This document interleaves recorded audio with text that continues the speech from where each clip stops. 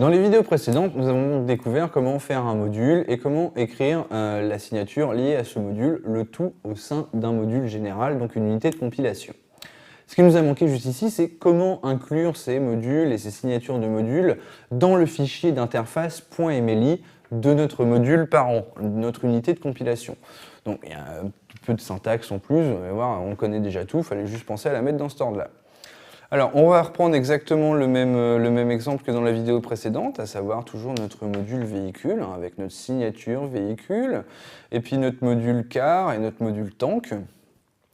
Et nous allons introduire le fichier .mli qui correspond pour tout simplement exporter à la face du monde ce qui nous intéresse. Donc dans le cas d'un exemple aussi trivial, je vais tout exporter, mais on est bien d'accord qu'on n'est pas obligé de tout exporter. Alors en particulier, je vais exporter la signature des modules qui est en dessous, puisque ça peut être pratique. En particulier, j'aimerais bien savoir de quoi le module car et le module tank vont être faits. Donc je commence par exporter ma signature véhicule, hein, que j'avais définie ici dans mon module véhicule.ml.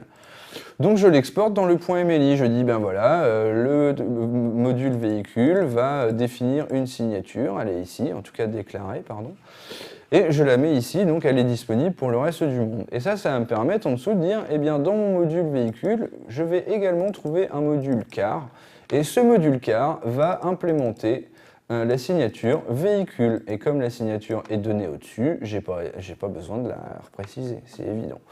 Donc bon, on peut faire une petite compilation pour se convaincre de tout ça, hein. C'est le même exemple qu'au-dessus, donc ça va pas changer grand-chose, c'est pas très intéressant. Juste pour enfoncer le clou, n'oubliez pas de compiler vos fichiers d'interface d'abord. Donc c'est-à-dire que si vous aviez 10 fichiers d'interface et 10 fichiers de modules qui vont avec, vous compilez les 10 interfaces, puis vous compilez vos 10 modules. Donc, dans vos makefiles, faites bien attention à faire ça.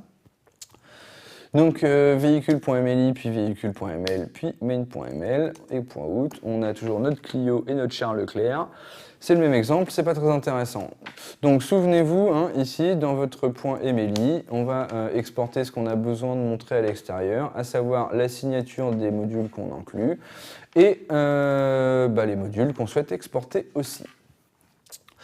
Donc voilà, maintenant qu'on a vu un petit peu, qu'on a fait tout le tour de toutes les bases du langage de module de Camel, je vais rajouter une petite vidéo à cette journée, donc qui n'est pas réellement des notions additionnelles, j'entends par là que c'est pas quelque chose sur lequel je voudrais vous faire des exercices, ce genre de choses, mais c'est pour pousser un petit peu la réflexion. À plusieurs fois, je vous ai fait la remarque que ce qu'on était en train de faire, là, la programmation modulaire, ça avait quand même un peu le goût et l'odeur de la programmation orientée objet, mais c'est pas tout à fait la même chose.